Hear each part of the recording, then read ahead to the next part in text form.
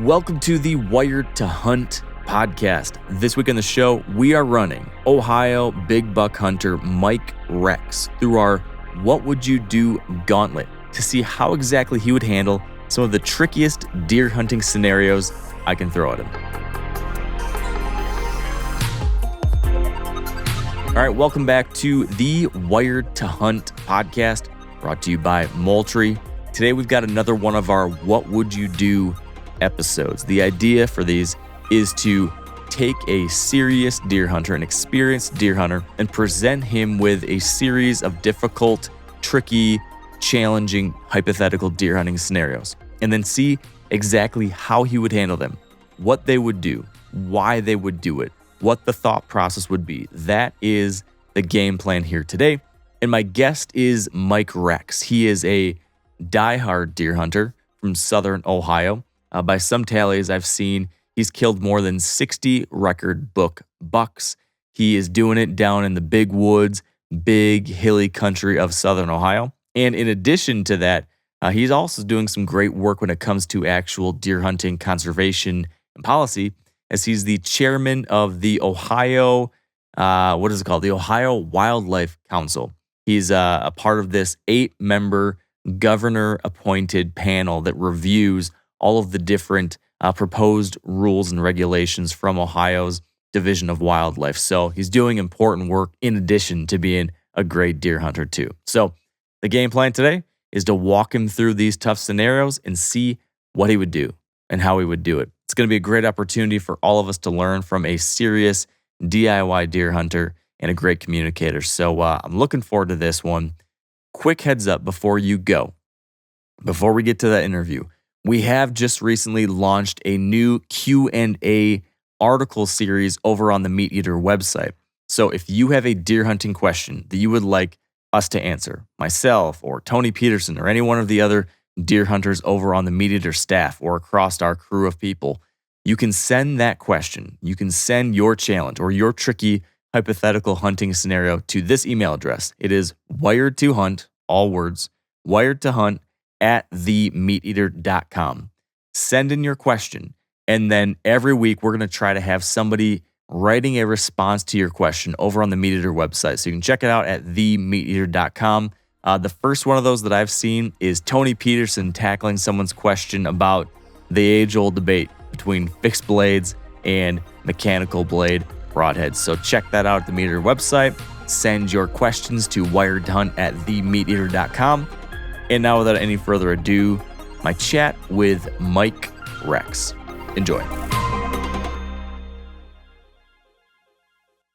All right, with me now on the line is Mike Rex. Welcome to the show, Mike.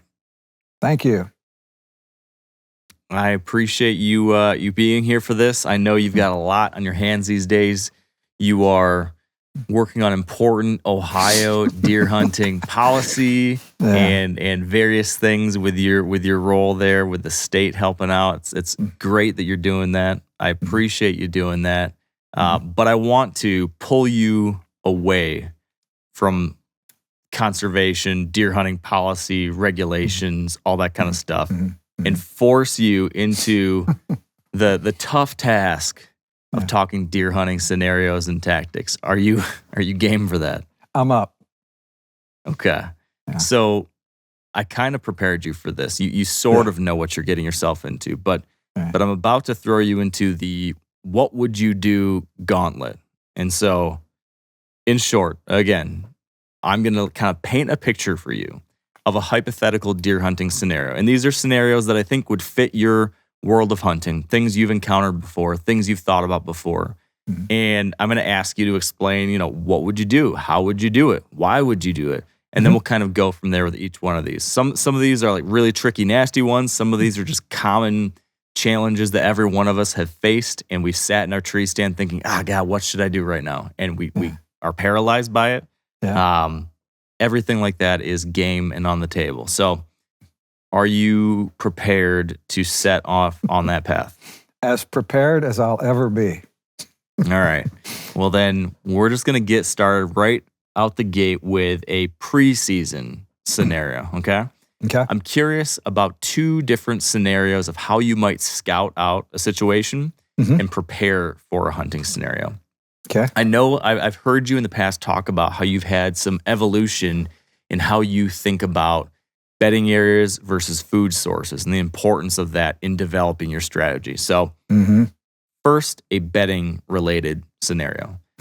Imagine you are walking the woods. It is late winter, early spring, right? So green up has not happened yet. The snow, if there was any, has melted. You can see the woods beautifully. You're in that kind of hilly, rolling timber ground that's so common there in southern Ohio. And as you are walking, we're going to say over a creek crossing, you catch a big set of tracks in the mud. And you're able to follow those tracks a little ways up the hillside, and you see there's this kind of faint trail that leads to a knob, and on that knob is the dream scenario. There's a matched set of sheds. It looks like it's just sitting in a bed, matched set of giant antlers. This is a buck that would right away put him at the top of your list. And I know you're the kind of guy who likes to know the buck you're after. Sure. So imagine this has all just happened. You found the matched set of a buck that's sure to be right at the top. Yeah. What do you do over the next hour? Now that you have found this bed, the spring bed, you've found these antlers, you've learned some very important stuff. What do you do over the next hour to learn more or to take advantage of what has just happened? So, first thing that I would consider is that it's been my experience that deer, especially mature deer, have in this part of the country, not all, but a lot of them have specific ranges. So where they are in March is not necessarily where they're going to be in September. I had one deer in particular that I killed on some public property in 2018 that literally had the same pattern for 3 years in a row. We would get trail camera photos of him in an area that I personally wasn't allowed to hunt, but one of my best friends hunted, and this guy works a lot, and I do a lot of things to help him. And so I would run his trail cameras for him. And we would get pictures of this deer in September and October in the area that he was hunting. Then later on in the season, in the fall, November, and even into December, we'd get pictures of him in another area about a mile away. And then my son actually found sheds off of him in February, another mile south of there. And so this deer, I don't want to say migrated, and this deer also interesting, when I killed him, I was talking to another friend of mine who owns some ground in a straight line, 4.9 miles from where I killed the deer.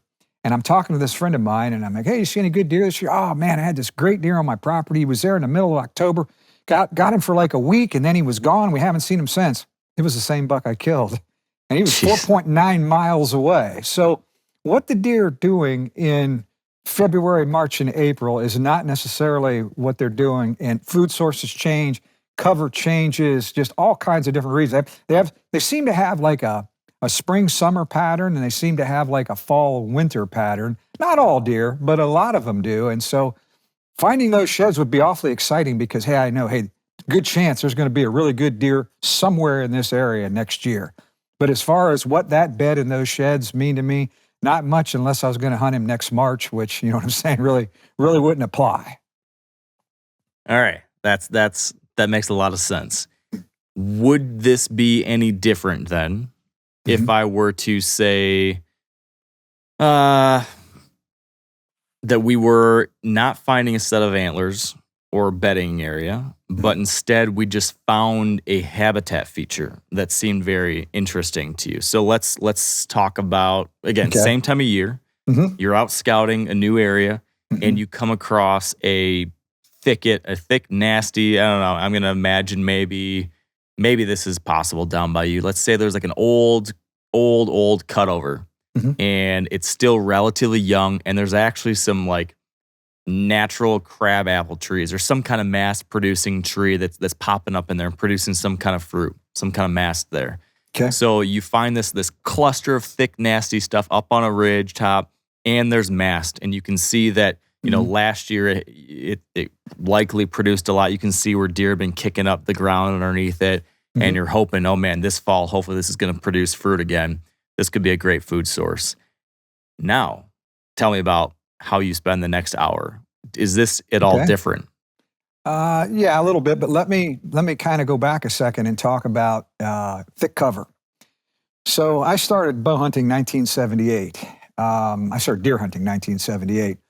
And in those days, and even through the 80s in this part of the country, where you would find deer was in reverting pasture, old farms that were growing back, and the thickest stuff, rabbit cover. We called it grouse cover. Back then, we used to have grouse in this area. We don't have many anymore. I have seen a change in where our deer bed and how they use cover. So in the 70s and the 80s, when I first started hunting, we were the apex predator. We were the only thing they really had to worry about were humans. Today, we are inundated with coyotes and bobcats. We are no longer the apex predator. We are just one of a handful of apex predators, and we're only in the woods for a short period of time. Coyotes and bobcats are badgering them 24/7 year round. And so one of the things I've discovered recently, and this was an epiphany for lack of a better word, is that our deer do not bed, especially our mature deer, do not bed in the thickest cover available. I used to think that way. My strategy for years was, okay, I can figure out where they're feeding pretty easily, but it's difficult to figure out where they're coming from, especially if you're hunting big woods, big.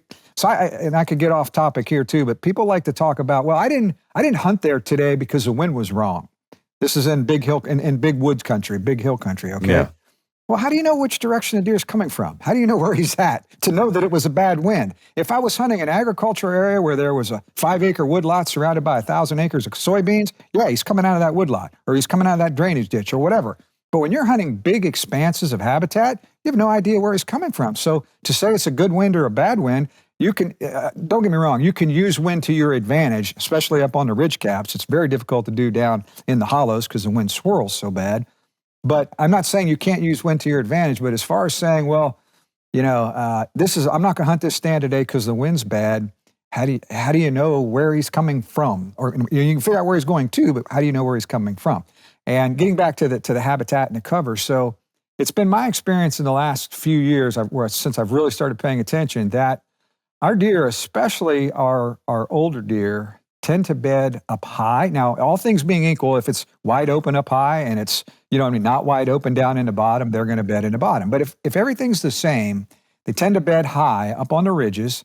They tend to bed close to features like fallen tree, treetop, bush, something that provides a little bit of cover, but yet they can see approaching danger, they can hear approaching danger, and then hopefully they can smell approaching danger. So just the cover of, or thick cover isn't as attractive to deer as it maybe used to be, or as I once thought it was. So, but to get back to your point about finding great sign in an area, yeah, obviously if I found something like that, a bunch of buck sign, lots of rubs, lots of scrapes, where it looks like 2 or 3 bucks of a similar age class were inhabiting that area, and they were vying for dominance. Because when you find lots of buck sign in an area, that's almost always a sign of competition.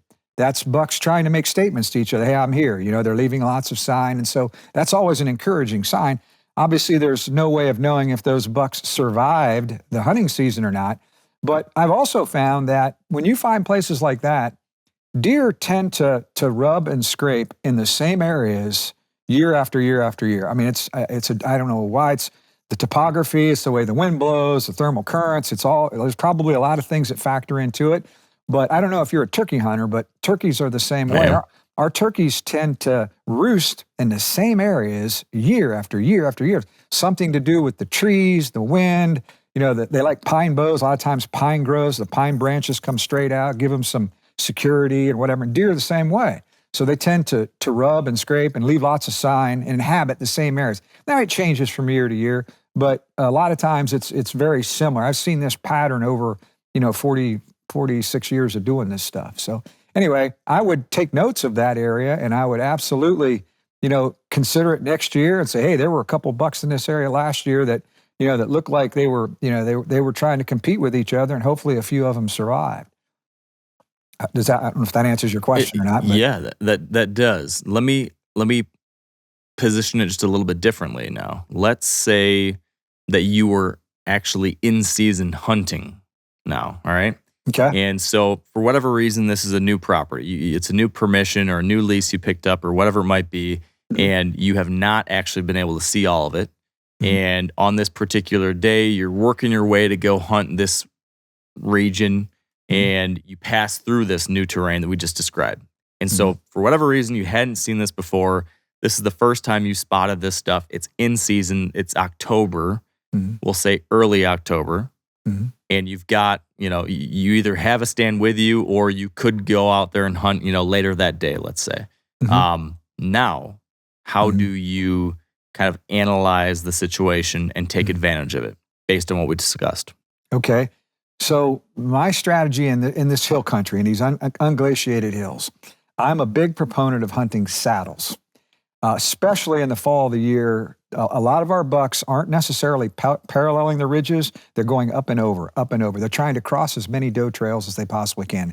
And so saddles usually are the easiest path of resistance. It's the easiest form to get from point A to point B.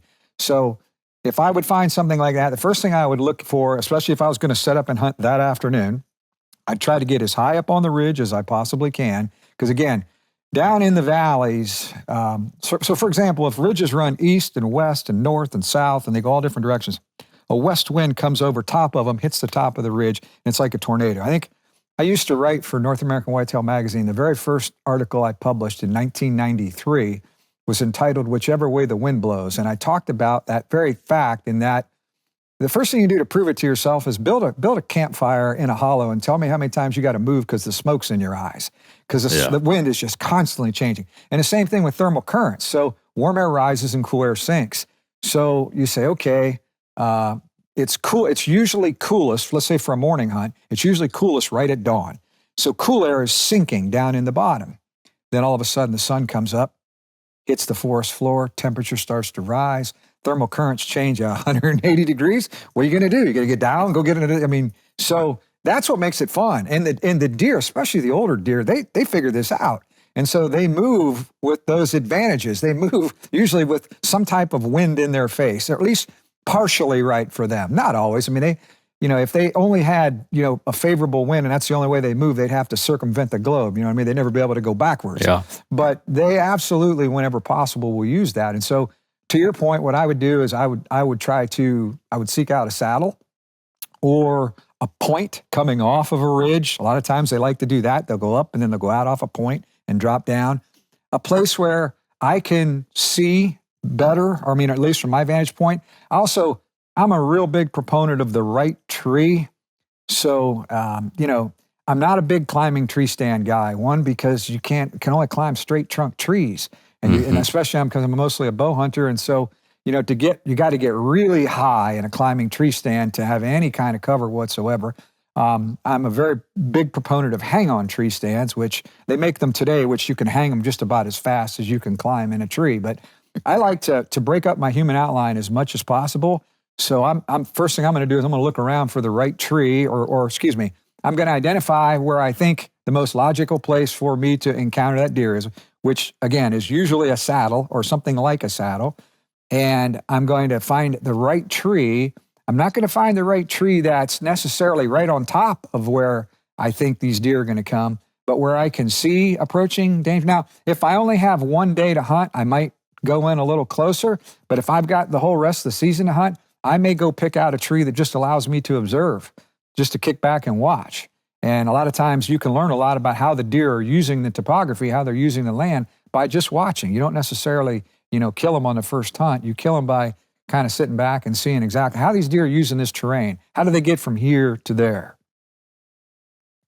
So I've been in this scenario a number of times where I come across something, maybe it's just like this. Sometimes it's a little bit different, but you're considering, how do I set up on this spot? And we'll call the spot the X, right? That saddle that just looks dynamite. And then you're trying to find that tree, right? And you mentioned there's a bunch of different things you're looking for, right? You want some good cover. You would like to be within range of that X. You also would like hopefully to be positioned well so that the wind is going to work to your advantage. Maybe you want to have those sight lines like you mentioned to see and learn more. oftentimes you never get the perfect combination of all of those things, right? Mm-hmm. And so you're stuck debating, okay, do I take tree A, which has good cover? Mm-hmm. Well, I'm just going to make this up as we go. But okay, tree A has good cover and it is rock solid from a wind perspective. Like there's no way anything's going to wind you. Mm-hmm. But it is like just barely out of range, like at the very farthest extent of your bow range. I don't know what that is for you, but let's just say it's at that farthest extent where you're like, gosh, I really don't want to take this shot at this range, but maybe I could. Or maybe I have to grunt him in an extra 5 yards or something. So that's tree A. Mm-hmm. Tree B is picture perfect, 20 yards from the X. Beautiful shooting lanes right to it. If a deer comes to the X, he is dead nuts on the ground. But it's, slightly sketchier from a wind perspective. Like maybe deer could wind you 1 time out of 4. Mm-hmm. And it doesn't have as much cover. Do you take tree A, that's bulletproof, but a hard shot, or tree B, which is a little sketchy, but perfect for the X? What do you do? I take tree C. And tree C is out of the way. So I don't take tree A because, and I have 3 sons that like to hunt as much as I do. And one of the lessons that I really tried to instill in them was they were growing up as deer hunters is you would much rather have that deer walk off and have an opportunity to hunt him tomorrow than you would just get an arrow going in his direction and hope that it hits where you want it to hit. So many people, they see a good deer or any deer, they see something they want and they just got to get a bullet or an arrow going in that direction. And had they waited 30 seconds, the ideal shot may have materialized. It might not have materialized too. The deer could have turned and walked the other direction. But you'd rather have the deer turn and walk the other direction than you would make a bad hit on the deer and can't find it. So tree A is out of the question because if I can't guarantee a clean kill, a good shot, I'm going to let it go. And I've done that many, many times. I have let lots of deer walk that I think some other people would have tried, but I don't do that. And I really was very stern with my kids about that growing up, that, hey, we don't do that. We'd rather hunt them tomorrow. Yeah. Now, the tree B, and you got to refresh my memory here real quick, but tree B is the one that's not necessarily in the right spot. And what are the other issues with tree B? Tree B has a great shot to the X. You're only 20 yards from the X, but it is not as much cover, and maybe 25% of the deer passing through could wind you. Yeah. Okay, so that's the other issue. So tree B can make the hill steeper for you because if that deer busts you coming there because conditions were wrong or you didn't put yourself in the best possible spot to shoot him, then your chances of encountering him there again go way down. So I would rather hunt tree C way off in a distance and just observe and figure out some other option than I would hunt a tree that isn't going to give me a best chance at a really good shot, or at a tree that's going to take a chance, not a chance, they all have a chance, but has a higher probability of spooking him. Because if you spook him, then the hill just got really steep. Because older deer, especially, the deer that I like to hunt, they don't get to be that way by making, a lot of the ones that made the mistakes are dead.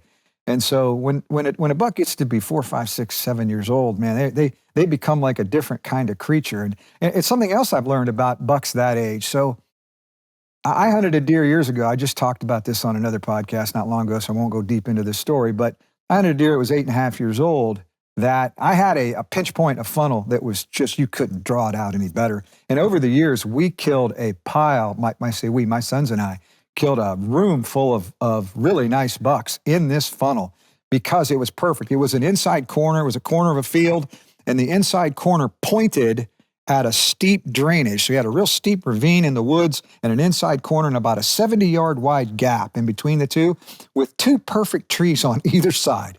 So, and it faced north and south. So anything with an N in it, you hunted at the S. Anything with an S in it, you hunted the end. And any deer that was over here that wanted to go there, and any deer that was over there wanted to go here, it's just perfect, right? This particular buck, I had 2 encounters with him there in the fall of 2013, the year that I killed him. And he would not pass through that cut if he could not smell what was out in front of him. He just wouldn't do it. And so he just knew. He would walk all the way around it, way out of his way. So I don't know if you've ever trapped before, but when you trap, you don't want to force an animal to step right on your pan. You don't want to force him to step right here. You want to suggest that he steps. You want to make it easier for him to step there. But you can't, if you make him step there, he'll walk around it. Big bucks are the same way.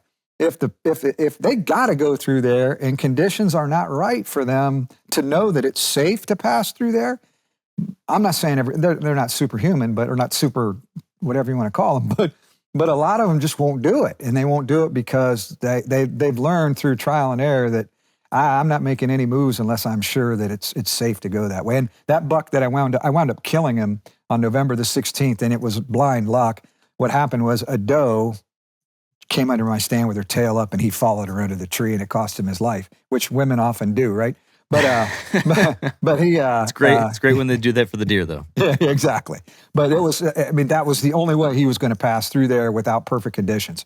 And so I would from your scenario, I would get somewhere where I could observe that area, and then from there I would start maybe going out the spokes, and I'd start trying to figure out, hey, what's the best way to encounter these deer in a better scenario that, to the best of my ability, it's as good as it's getting. Now, don't get me wrong. If I'm out of state and it's 2 days left in the season, I'm going to roll the dice on tree B if I only have a day or two to hunt.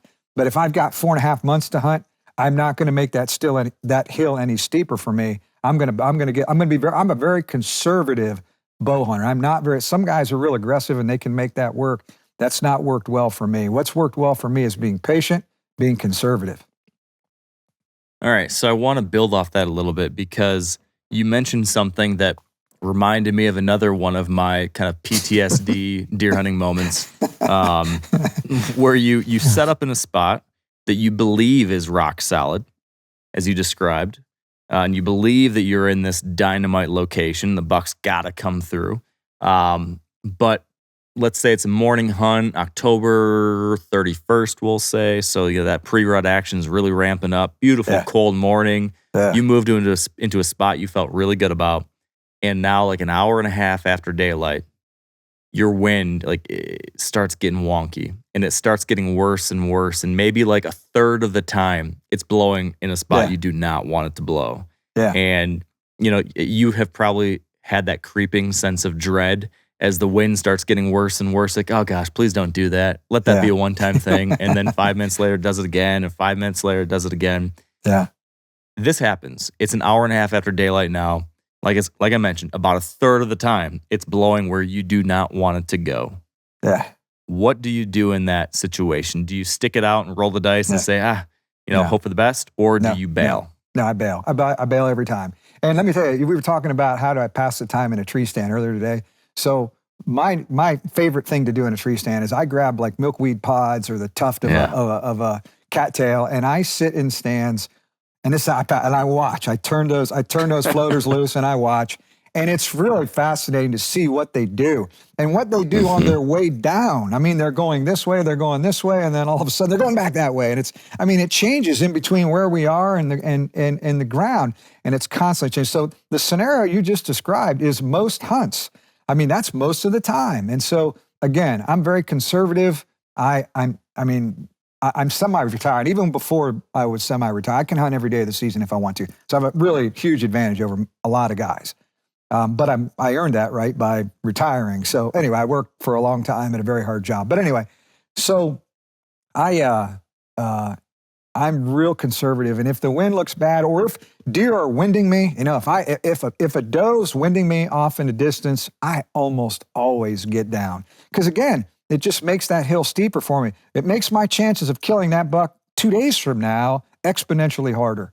So because my schedule, now again, if I was traveling, I'm out of state, I got 4 days, I might stick it out. You know what I'm saying? It's peak rut, deer moving. When that doe leaves, a lot of times, if you ever watch big bucks or mature bucks out in the field, a doe will snort and run off, and a big buck will just stand there, where every other deer will scatter, but he'll just stand there. And he does that because he really only trusts his nose and his eyes and his ears. He doesn't put a lot of stock in. I mean, not that he ignores other deer, but he's way more concerned about, he's not going to take off running in a direction arbitrarily and not know that that's the direction of the problem. You know what I'm saying? So a lot of times, if I'm hunting around here and I've got lots of time, when it starts doing that wonky thing that you're talking about, I get down.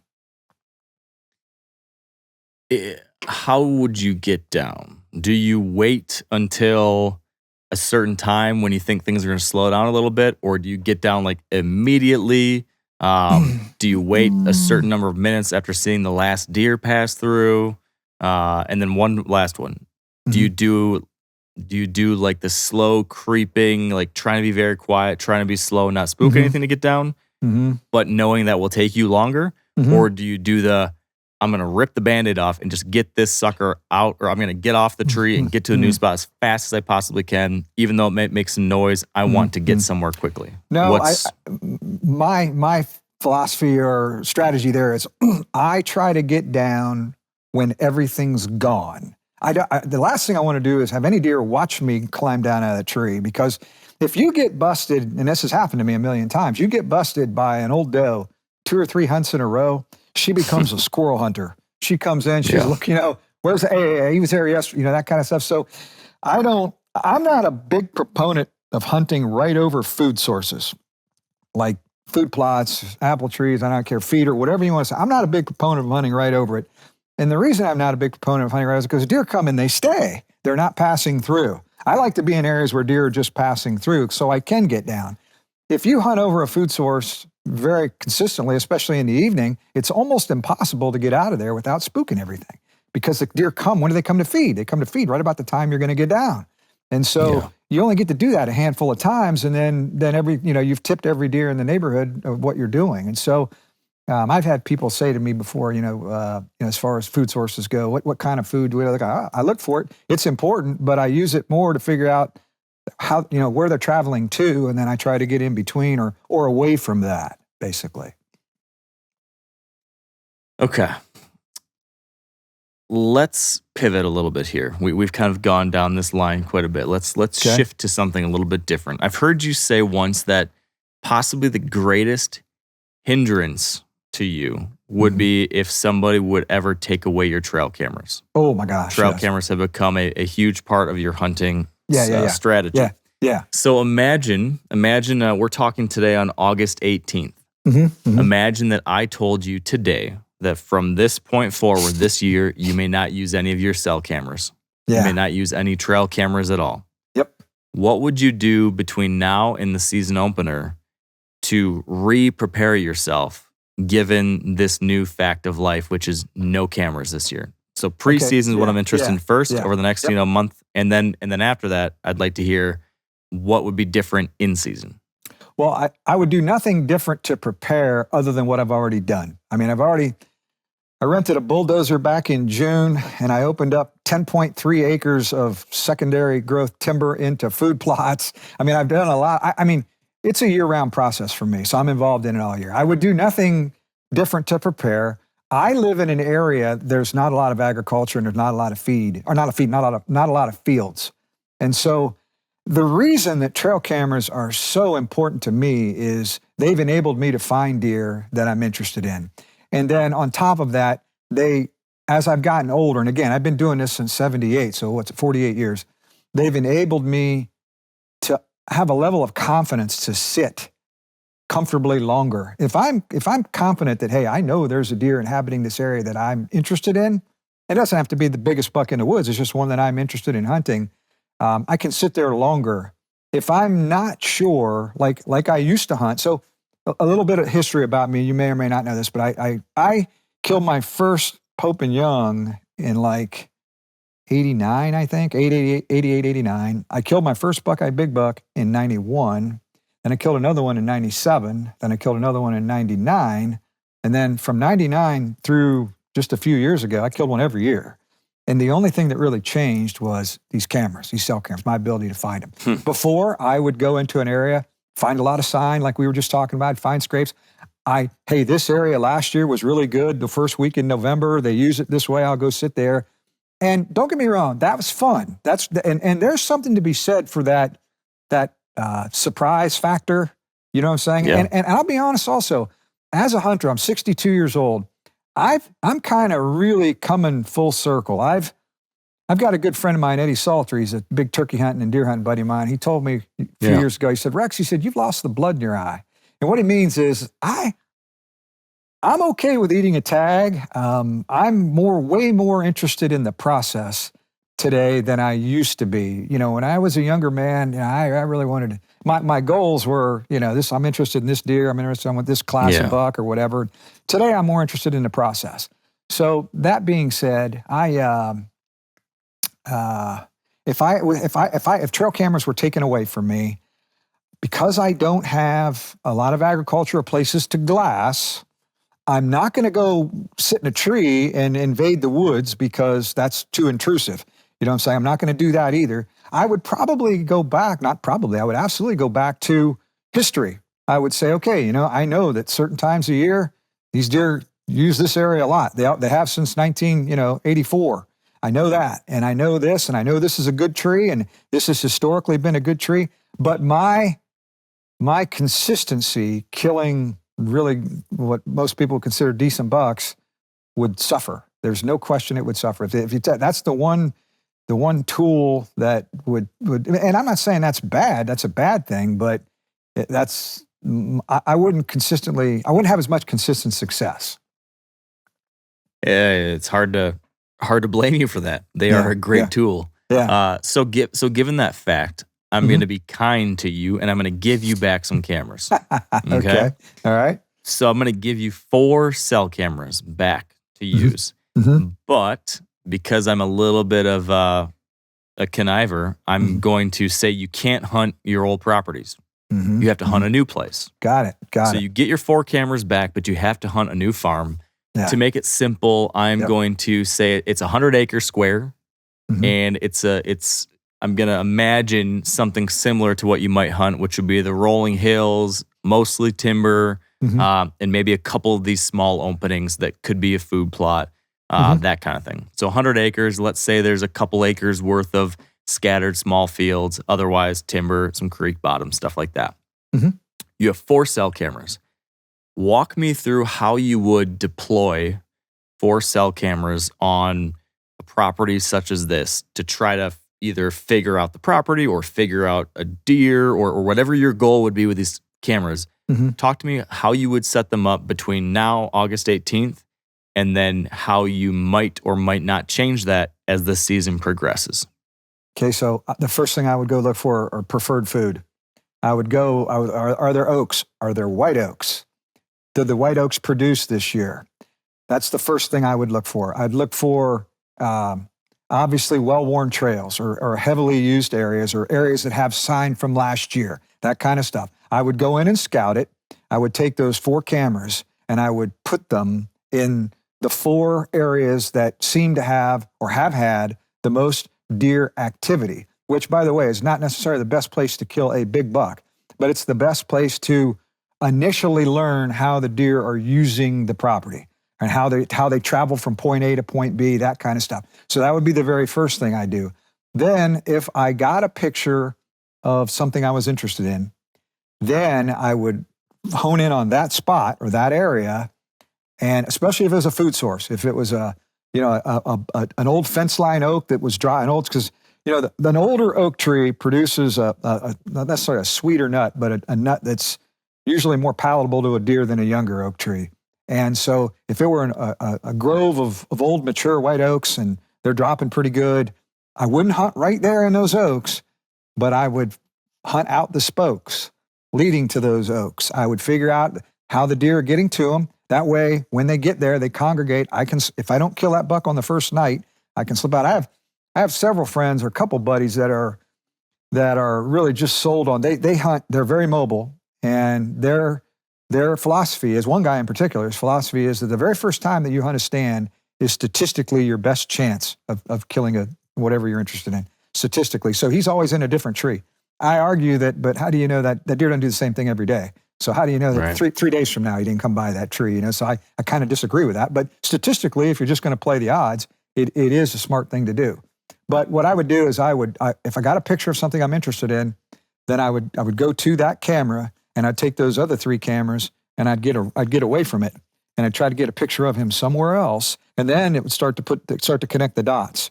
And I'd say, okay, well, he's coming here to feed, and I got a picture of him over here. So not every day, but he's probably coming from somewhere over there. Then I would pick a logical spot to hang a stand. Okay. A follow-up. Let's imagine this has happened. You've kind of zeroed in. You found a buck. You've kind of tightened the web around him, and now you've set a stand and you started hunting. You've put together a plan. The season's rolling on. Let's say, I know you guys usually open the end of September down there in Ohio. So let's say we're in that end of September, early October time period, and let's say you finally got the conditions you really wanted for this time of year. So we're going to say maybe a little bit of a cool front moving through. You've got the right wind to hunt one of these locations that you really like. And it's the morning of, okay? And you're going to hunt that evening. The morning of, you pull up your cell phone app, your camera app of choice, and you see that target buck that you were interested in actually daylighted last night, right at the end of daylight, in a totally different place, not the location you wanted to hunt, not the place that you thought was like the spot to be, an unexpected place. What do you do on your hunt tonight? Do you go hunt the spot that you had said, oh, this is the place that I should hunt because of A, B, and C? Or do you chase that cell phone picture of where he was last night? That's a great question. I've never thought of it, but trying to put myself in that scenario, I think I would go to plan A, the spot that I intended to, and I think I would sit there all day. I'm a big proponent of all day sits when times are right. Less intrusion coming and going. I've encountered big bucks in the middle of the day before. It's grueling, and as I've gotten older, it's harder to do. But I've done it. I've done it for weeks on end before. Just go into a spot that I feel confident in, and just get in there. And now I'm not a big proponent of going in the dark because I want to see what I'm spooking. A lot of guys like to get in an hour before daylight. And sometimes if I'm hunting public ground and I need to get, somewhere off the beaten path for whatever reason, I'll leave real early. I'll go out in the dark way before daylight. But if it's a place that I feel pretty secure in, it's just me hunting or me and my friends or whatever, my kids, I'll wait till it starts to crack daylight to go to that stand because I want to be able to, every deer sounds like a Boone and Crockett running off in the dark. You know what I mean? But you don't know. It could have been 3 does, hard to say what it is.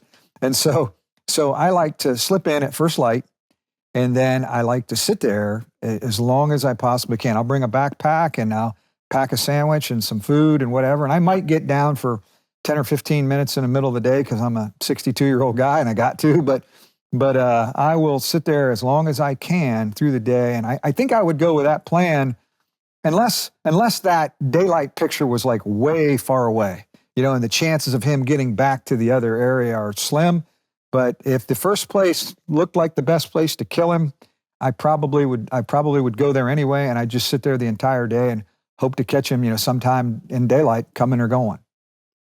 And so you would do that even in the early season. You will do all day sits outside of the rut. Oh, no. I apologize. I didn't mean to say that. No, I would not do that. In the early season, it's almost exclusively an afternoon hunt, although I killed the biggest buck of my life behind me here on a morning hunt. But it's a whole lot easier to figure out in the early season where they're feeding than it is where they're bedding. And so I like to get there long before they go to feed. But in the early season, I pretty much only hunt in the afternoon. I'm not saying I wouldn't. Again, if I'm out of state, I only got 4 or 5 days to hunt. Every hour is better than no hour. Sure. But because I have so much time, my strategy is usually in the early season, afternoon hunt. Rut, any dime, all day. Post-rut, late season, afternoon hunt again. Because easier to figure out where they're feeding in the early season and the late season. And then during the rut, they're just traveling. They're just moving around. So that's kind of how I would do that.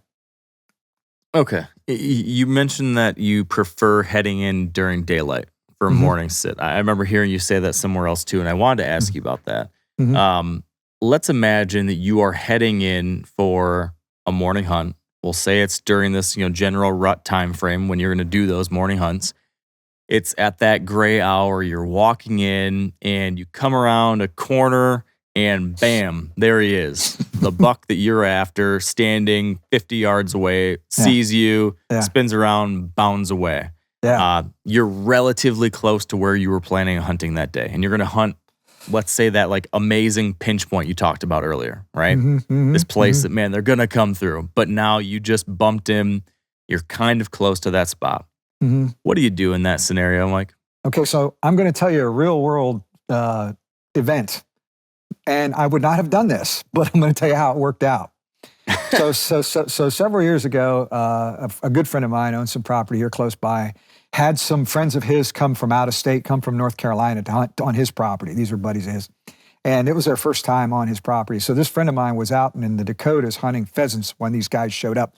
So he called me. He said, "Hey, Mike, can you go out to my place and show these guys, just show them the boundaries and, where they can, and maybe give them some pointers of, this place, that place, or whatever." And I said, "Oh, absolutely." So I met these guys out there, two real nice fellows from North Carolina. And as a matter of fact, if you'd like, I'll send you a picture of this. You can put this picture up on the podcast. So the one guy goes out this big oak flat and with a climbing tree stand, because there are a couple scrapes out there that we saw when we were walking around when I was showing them the property.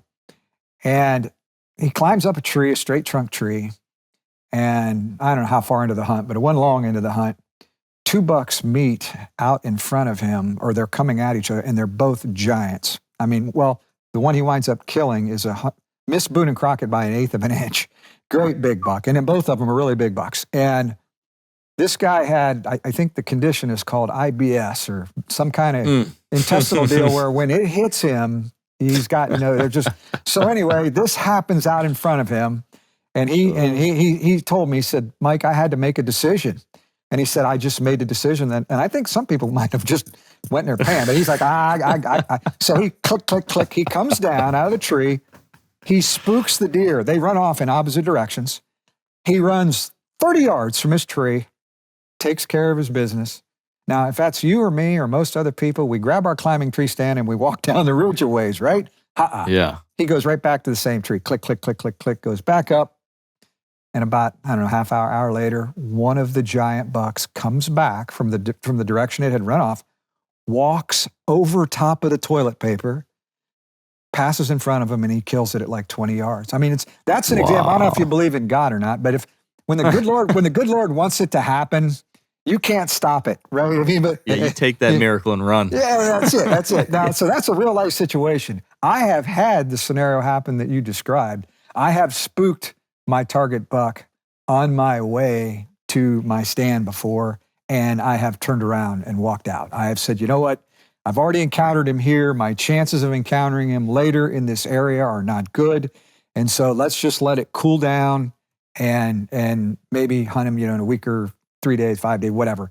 Wait for conditions." Here's the other thing. I think just because you spook a deer in an area, they do not vacate that area. I mean, they encounter predators every day, all day. If they didn't go every place that a coyote or bobcat spooked, they got no place to go, right? Yeah. So they're not like, "Well, I'm never going back there again because I encountered this guy." But if there's a lot of human scent there and it's consistent in the same spot every day, I think that they learn that, hey, that scent's only here usually in the daylight and it's safer to pass through here after dark and all that stuff.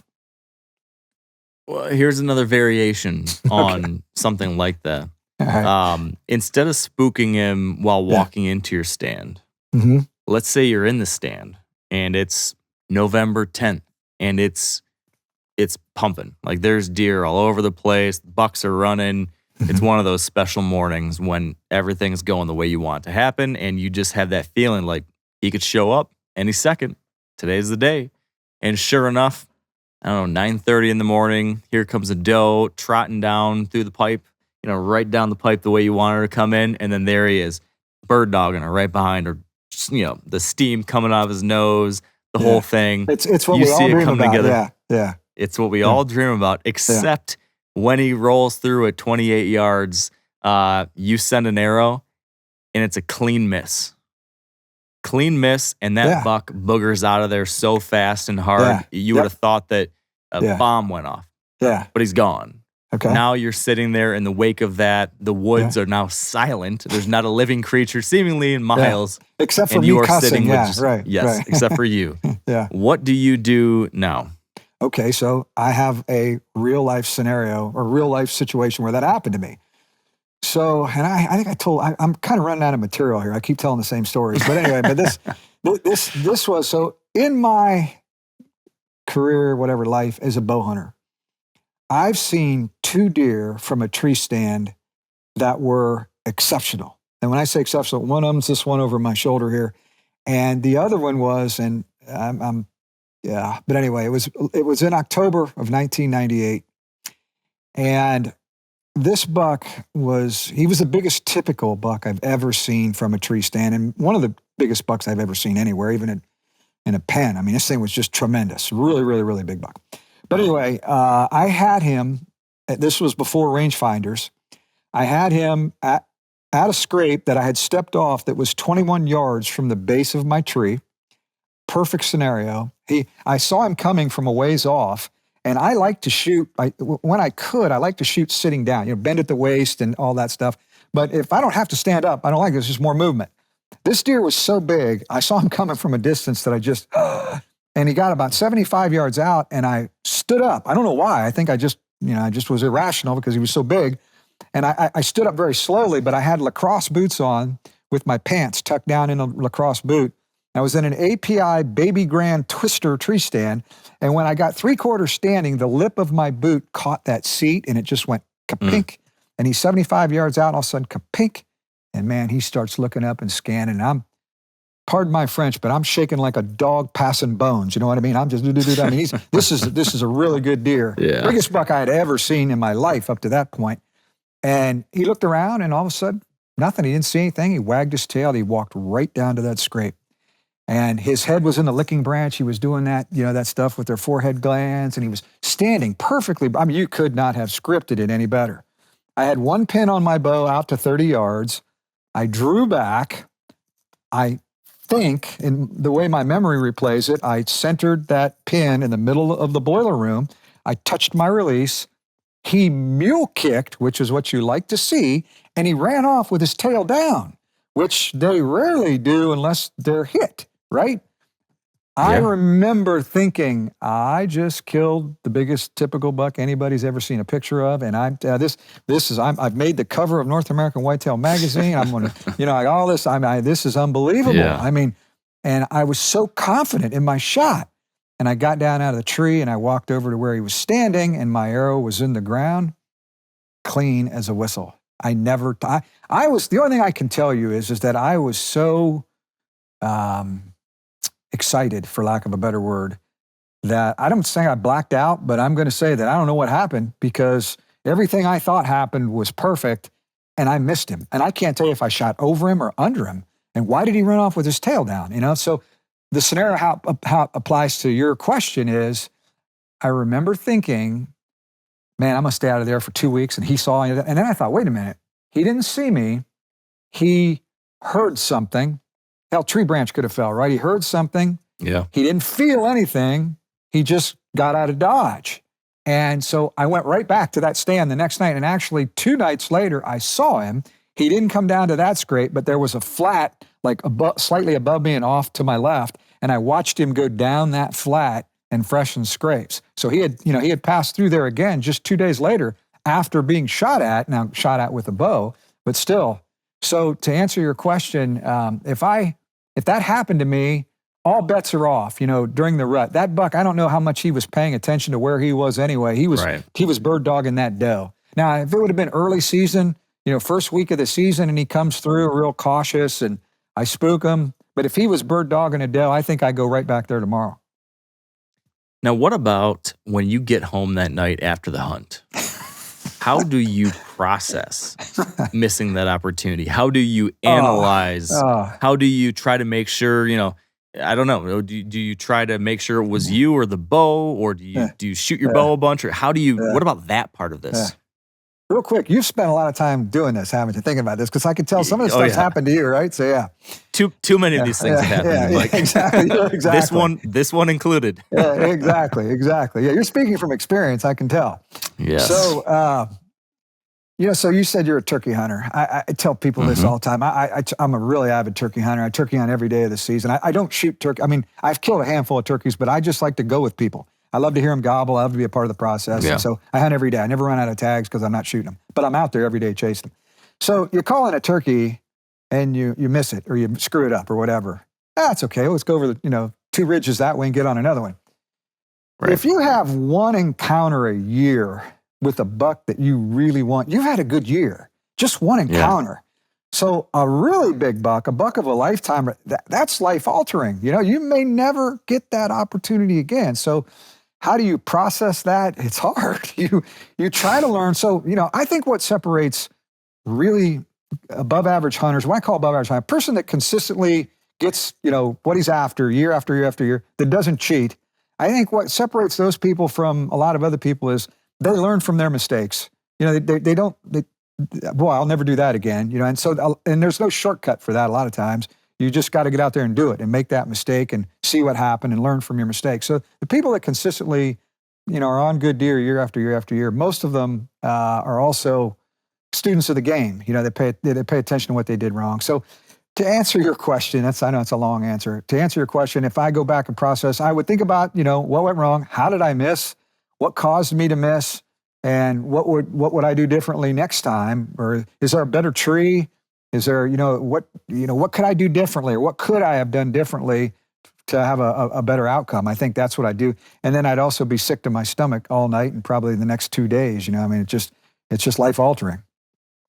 Yeah. Yes. I know all too well. I have not, I'm sure, missed a buck quite of the caliber you described, but every one of them felt life altering to me in the moment. Yeah. So real quick, getting back to something you said earlier, we were talking about earlier about taking good shots. So I'm not a world-class archer. I think I'm okay because I've been shooting for a long time, but I'm not. I know guys that shoot circles around me at the range, and I'm not, the most gifted athlete. I'm not doing everything else. But one thing, I have a really good track record, and there's wood, don't tap some wood, but I have a really good track record of not wounding deer, and my kids do for the most part too. Now, when they were younger, they wounded some deer, but for the most part, because we only take chip shots. So especially if you're a bow hunter like me, and I've killed deer with a gun, but I'm primarily a bow hunter.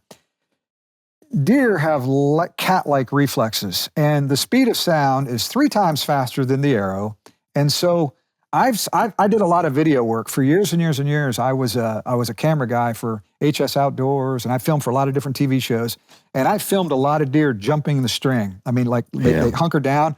I've also filmed a lot of deer that never flinched. And so the farther away a deer gets from you, when you're shooting an arrow, either a crossbow, bow, whatever, you're shooting an arrow at them, all kinds of bad things can happen. This is not really the case with a gun. The bullet gets there before the sound does. It's not. But when you're shooting an arrow or a crossbow bolt at deer, you start getting out at 30, 40 yards, 50, 60 yards. There's a lot of people that can make that shot all day, every day. But what they can't anticipate is the deer going to move or not? Exactly. I said this in another podcast here recently. I've had people say, "Well, Rex, you got to learn how to read the mood of a deer." Hell, I can't read the mood of my wife, So I don't know what that joke's been told before. But anyway, it's the truth though.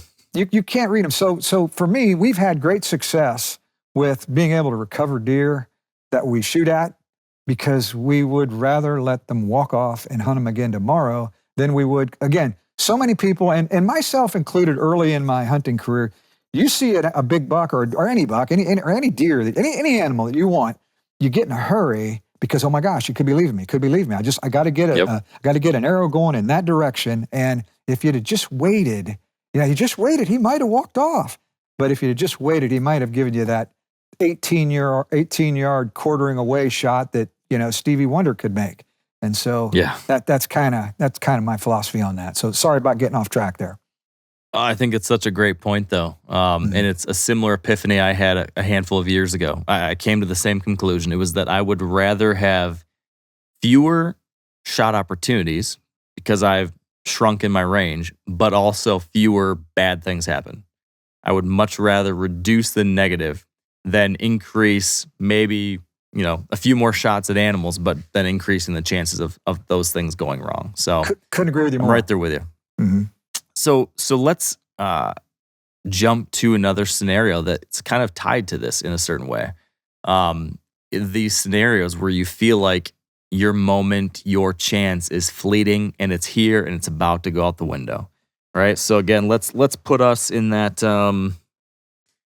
early November time period, again, because a lot of us are out there that time period that we look at that as the Super Bowl of our season. And your buck shows up.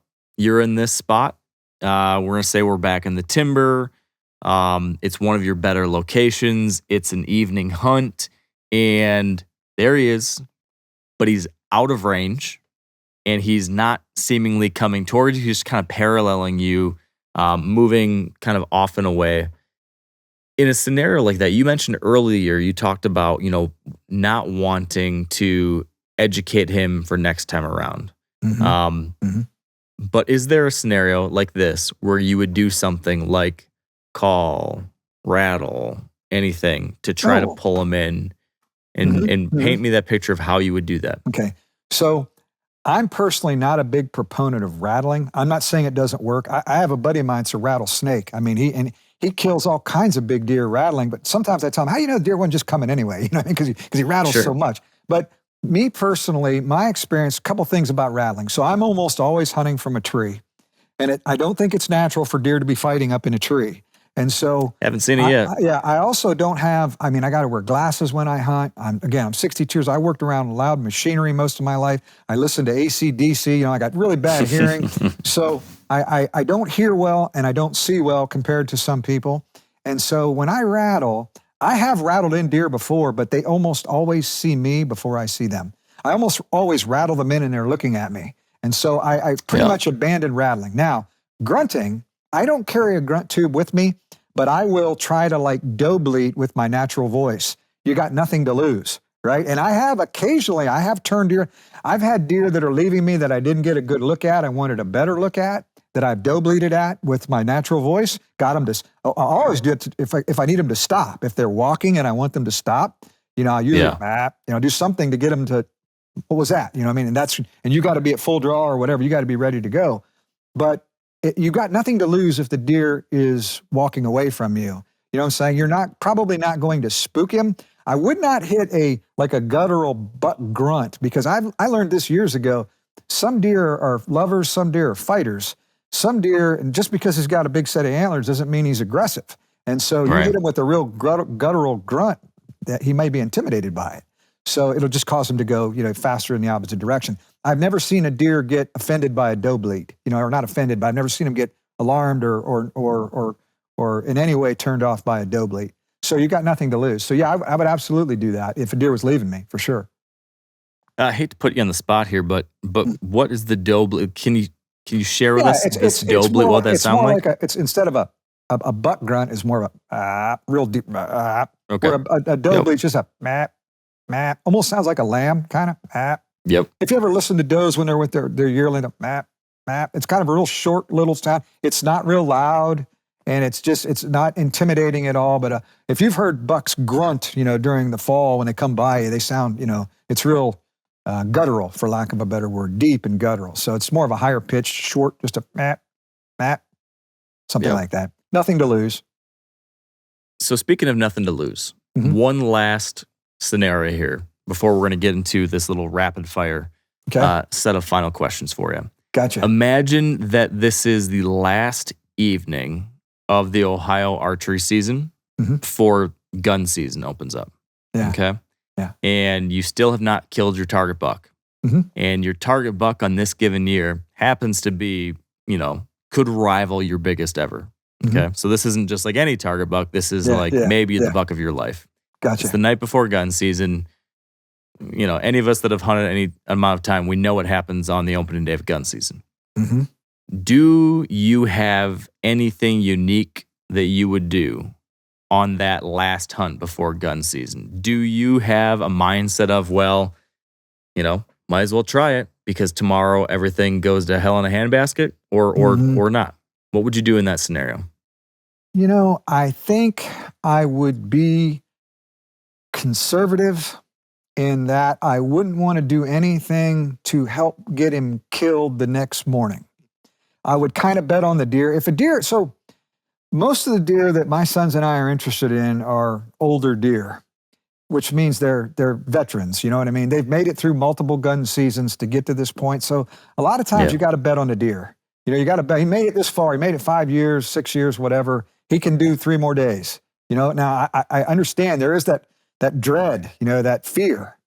But I think that I would be conservative and I would do everything in my power. I mean, if there was a good scenario where I thought I could, get within, range of him, I would absolutely hunt him. But if it was, I would not get like aggressive. I would not try to do something that I wouldn't have done earlier, just like a Hail Mary, you know what I'm saying? Because I'm liable to bump him out of the area where he's relatively safe and Right. get him killed. So I'm going to give you an example of where something like that cost me a deer. Ooh. So I told you, as I've gotten older, I've gotten more into the experience. So 3 years ago, and I'll send you pictures of this deer also in the sheds. And so I got into, it got to be a little more important to me as to where I killed the deer as opposed to, weapon and all that stuff. And so I got on a good deer on public property on the Wayne National Forest.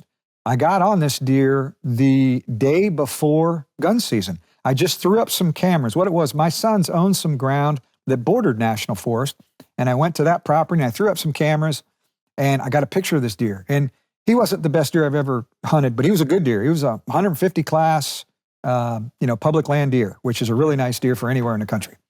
And so didn't hunt him during the gun season, but I continued to put out more cameras, got more pictures of him. He made it through gun week. Then I started hunting him. My sons helped me. I had 3 different tree stands hung in 3 different scenarios. And I hunted that deer the last 49 days of the season, the last 7 weeks of the season. I hunted him 48 evenings, not from the same place, but different places. And wow. I encountered him one time in 48 sits, and that was on February the 4th. And it was he was out at about 80 yards, and it took him 20 minutes to go 20 yards. You know what I mean? He'd take a step, wow. and he'd look around. So anyway, fast forward to the next year. So now I'm like, this deer is, really what I really, really want to hunt this. I'd never hunted him in the early season before because I didn't know about him. Didn't know how old he was, but I can tell you he was old. I'll send you some pictures of him. We were able to identify him because he had actually been shot. He had a wound up high, like in the mystery zone, up above the vitals there. And it didn't kill him, obviously. But he had a big white patch where you could see. And even after he shed, we could identify him by that white patch. And so the next year, I started immediately, I did some different things to try to, because I knew more about the ground, how the deer were using the ground. I sat there 48 evenings. So I had a really good idea of how the deer were using this topography, right? And that's, I'm a 60-year-old guy sitting up in 20-mile-an-hour winds, and it's 10 degrees out. I was really, really, this deer energized me because I thought, man, if I can kill this deer late season on public ground, that's a trophy. Yeah. That's a trophy. It's not the biggest antlers, but that's a trophy. For sure. So anyway, the next year, man, I was ready to go. And I had cameras up everywhere, and I was getting his picture, and he was still there, and everything was great. But he became real sporadic. Like the year before, I would get his picture fairly regularly. I would see more mountain bikers and hikers and stuff in this public ground than I saw deer, but he was still relatively consistent in a fairly, not a small area, but within a square mile or so. He was pretty regular in that area. And so the next year, there were a couple other bucks that I had seen the year before that were 3-year-olds that became, it's on public property, that became 4-year-olds.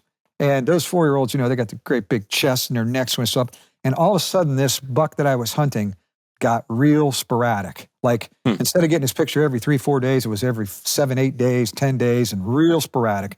And of course, the hunting pressure was pretty intense because it's national forest.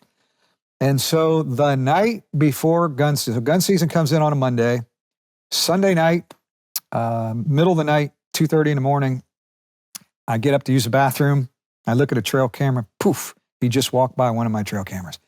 And I got the idea. I said, hey, you know what? What I'm doing is not working because I've been hunting this deer now for a lot, weeks and weeks and weeks, and I've encountered him one time. So let's mix it up. Let's go get in that stand that's in that area where I know he is, and maybe one of the pumpkin people, one of the Orange Army, will push him to me. Forced movement, right? Sure. So the stand that I walked to was 0.6 of a mile uphill almost every step to get there through wide open hardwoods to get up in this saddle. So I immediately took a shower in the middle of the night, and because it's about a half-hour drive from my house, I got there well before, like at least an hour before daylight, maybe longer before that. And it was real calm and it was real cold. And I got halfway back to the stand, and it's like I was walking on a bed of potato chips. It was just, just crispy, cold, it's below freezing, real calm, real still. And I said, Mike, this is a bad idea. This is a bad. You're going to bump this deer, and you're going to get him killed. You know what I mean? You're going. But then the other shoulder, that's angel and a devil on the other shoulder said, yeah, but you know what? You haven't encountered him at all this season, and so what you're doing. And so I kept walking. And I got in the dang stand, and I climbed up, and I got settled in.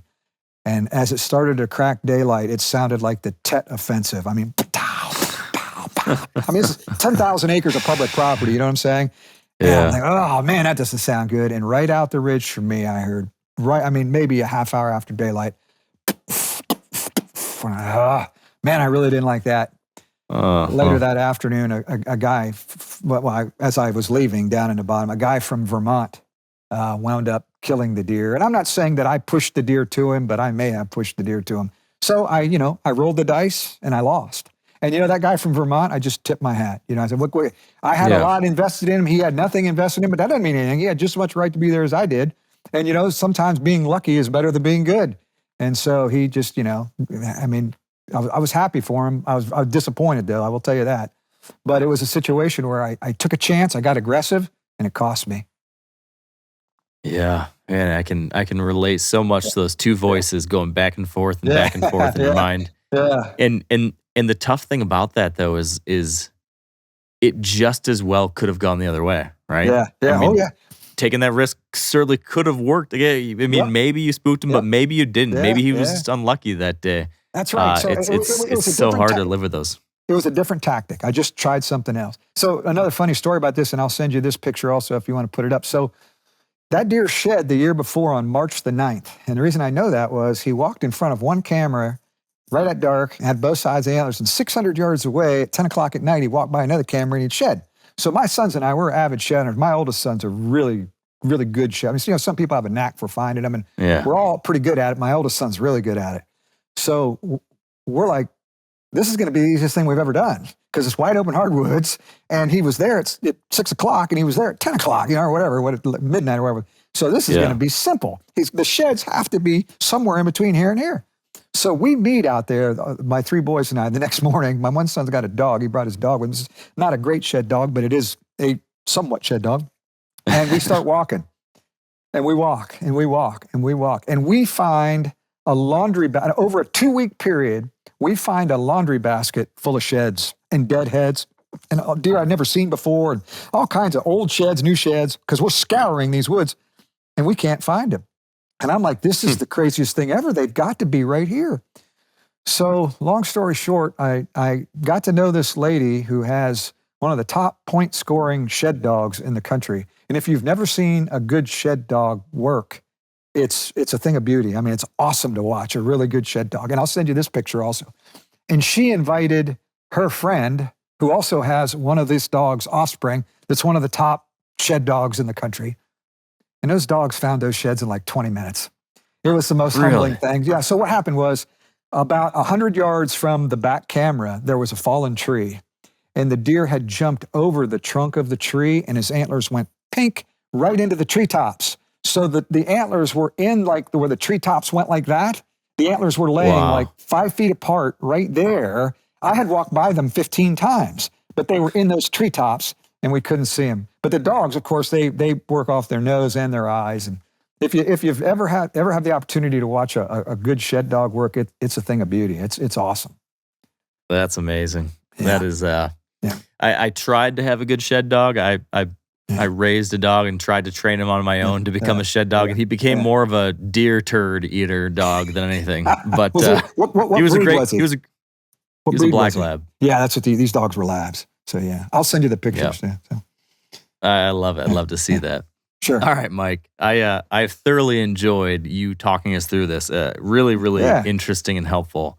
I want to run you through a handful of what we call just like a quick rapid fire question. So just give me the first thought that comes to your mind after I give you these two options, like a one-word answer. We're going to go through these really quick, and then I have one last diabolical question for you, and then I'll let you go on with your day. No problem. Okay? Gotcha. All right. So here we go. Does the moon matter for deer movement? Yes or no? No. Would you take a 50-yard shot at a whitetail with a bow? Yes or no? Absolutely not. With a bow, not. No. Yes. Okay. This next one, I kind of already know your answer, but we'll see what you say anyways. If you could only have one of these for the rest of your hunts, and you mentioned you usually don't use either one of these, but if it would be rattling antlers or grunt tube, and you had to pick one, which one would you take? Grunt tube. Expandable or fixed blade broadheads?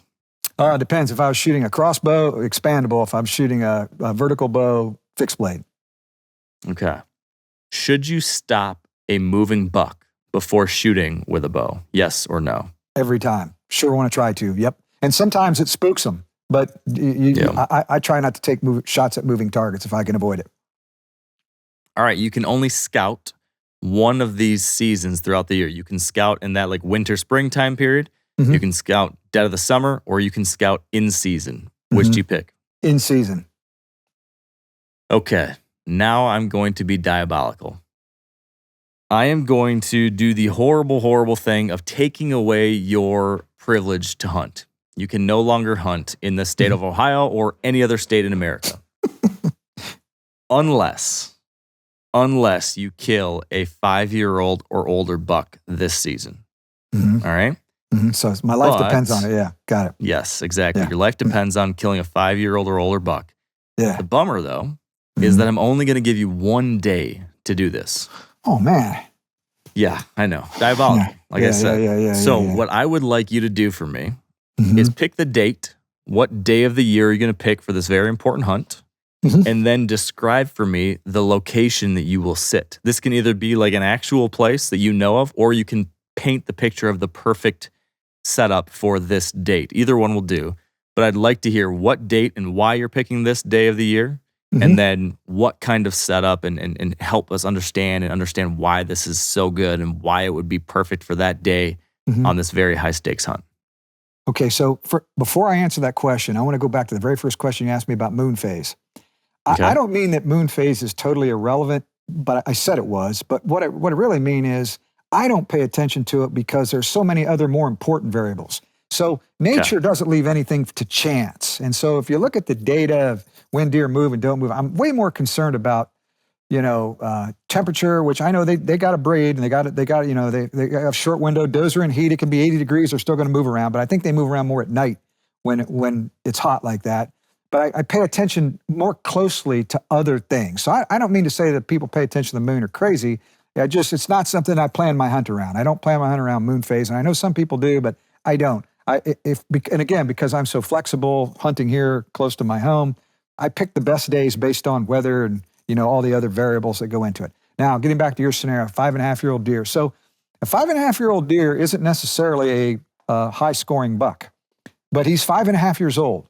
So there's 2 reasons that in this area that deer get to be 5.5 years old. One, they wouldn't make 120 on their best year. And so people will give them a pass. They just will. When he's 4.5 years old, they want that 3.5-year-old 150. So they'll let that 4.5-year-old 115 go. And so those deer are pretty huntable because they've made mistakes, but they've gotten a pass. But a 5-year-old 170, or you know what I mean? Or that's a different animal because nobody's letting him walk. No one has let him walk. So he's a different animal. So you've described 2 different animals. You've got the 5-year-old great big rack, and then you got the 5-year-old bully buck that wants to fight his own shadow and makes mistakes, but he's alive because, he busted off half of his antlers or who knows what. So let's kind of narrow it down to that. You got to kill that 5.5-year-old giant buck. So if I nail it down to that, okay. So I've been the secretary of the Buckeye Big Buck Club for almost 25 years. So all the score sheets come to me, and I look when these giants are being killed, and there's a pattern to it when they're being killed. They're being killed real early in the season on summer food patterns. They're getting killed some during the rut, and then they're getting killed. Some of them are getting killed late on food patterns again. But the majority of the 140, 150 class bucks that make the Buckeye Big Buck Club typicals or 160 non-typicals are 3 and 4-year-old bucks. They do the majority of the breeding. They're also the ones that run out in front of cars, and you know what I mean, because they're just rut crazed. When a deer gets to be 5, 6, 7, 8 years old, he's more concerned about survival than he is procreation. And so he wants to breed does, but he's more concerned about living to see tomorrow. And so a lot of those deer get killed after the peak of the rut. And I can't say this for sure. I mean, I can't say this matter of factly, but I believe that it has something to do with when people hunt. Most of the hunters take vacation the first week of November, first 10 days of November. Then all of a sudden, this foreign predator that hasn't been there all year, but it's there for 10 days, 2 weeks, whatever the heck, it's gone. And I think they learn pretty quickly that, hey, it's safer to move. It's safer to move now from the 15th of November to the opening day of gun week, which is always the Monday after Thanksgiving here in Ohio. So if I had to pick 1st of November, first half, last half, I pick the last half. That's the first thing I narrow it down to. Second half of November, less pressure. Now, in theory, some of those giant bucks have already been killed, right? So some of them are going to make mistakes early or whatever. So the longer you wait in the season, the fewer giant bucks there are on the landscape. But I personally, if I had to pick one or the other, I would pick the second half of November. And if you had to pick the perfect place, it would be in an area that obviously didn't get a lot of hunting pressure, no matter what that is. I mean, it just, and of course, if you're hunting public land, that's nowhere. But if you're hunting private land or hunting private ground, I would look for an unpressured area or a lesser pressured area that I believe harbored a buck. Somewhere I got a picture of him, or sometime over the course of the year, I got a picture of a deer that I was interested there, and I would hunt him the second half of November, and I would hunt him. I wouldn't do necessarily all day sits, but I'd do a lot of all day sits because I think he might be most likely to make a mistake at 10 o'clock in the morning, 11 o'clock in the morning, versus first light and last light when deer are historically most active. So I don't know, did that narrow it down, or do you need me to get even farther into the weeds? I'm going to make you do one more thing, which is describe the tree you're going to sit in. Oh, describe the perfect tree for one of the, like November 20th or whatever it is. Yeah. So the perfect tree was the tree I was sitting in the day that I missed that giant buck in 1998. It's a wolf. So when you go into a big hardwoods in this part of the state, so these unglaciated hills were almost all bald 100 years ago. People made their living off this land, and so they farmed with horses and plows. And so when the tractor came on the scene in the 40s, 50s, and 60s, it became only profitable to farm flat ground, so then the bottoms, and then the hillsides reverted back. And so a lot of times in a woods, you'll find what I call a wolf oak or whatever. You'll find an oak tree which is 150 years old, and it was an old shade tree back when there was cows in there, or it was a fence line tree, that divided two properties or whatever. And then you'll look, and a lot of the veneer oaks, the straight trunk trees, will grow up around that because they all grew at the same time. As those acorns dropped, those trees were all competing for sunlight. So they grew fast, tall, to try to get ahead of each other, and they all grew at about the same rate. So they're those stick straight veneer trees which have no cover that you got to get 35 feet up in to get out of their sight plane. And then the higher you get up in the air, then the kill zone shrinks. Right. And also really distorts. I shouldn't say this because now they have, rangefinders that adjust for this. But back when I was closer to your age and I used to climb into the ozone layer, it really distorts your depth perception of how close or how far away something is when you're 35 feet up in the air. And now it gets you out of their sight, their plane of sight, but it messes with you. So that tree that I was in 1998 was an old wolf oak, and it went up about 15 feet, and then it broke into 3 big trunks. And I was cupped in the middle of those 3 big trunks. So no matter which direction a deer was coming from, I could be behind a big trunk. I could gather away. It was just perfect. But yet it wasn't, I had plenty of room to draw. There was, a couple feet gap in between. It was almost like a natural box blind, you know what I'm saying? Without the box, without the lid on top of it. So that's the ideal tree. Or any tree that breaks up your outline. Any tree where you can get high enough and you got branches and twigs, and say something else, the perfect tree has to be comfortable. If you are, so when I first started bow hunting, first deer I killed in 1980 with a bow, I was sitting on a tree branch. I climbed up the branches. I was sitting on a branch with a compound bow with no sights. Yeah. No, so especially as I've gotten older, but even for younger guys, if you're uncomfortable you'll scheme, you'll come up with a reason why you need to get down. But if you're comfortable, you can sit longer.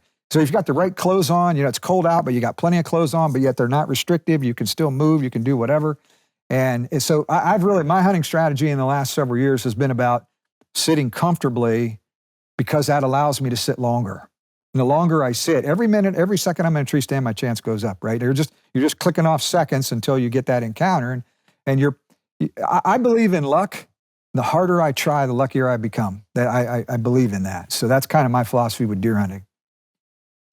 I think that's a perfect place to wrap this up here. A Thank you. line that we can all keep in the back of our minds this coming season that I think will probably help us all. So, Mike, I have thoroughly enjoyed this.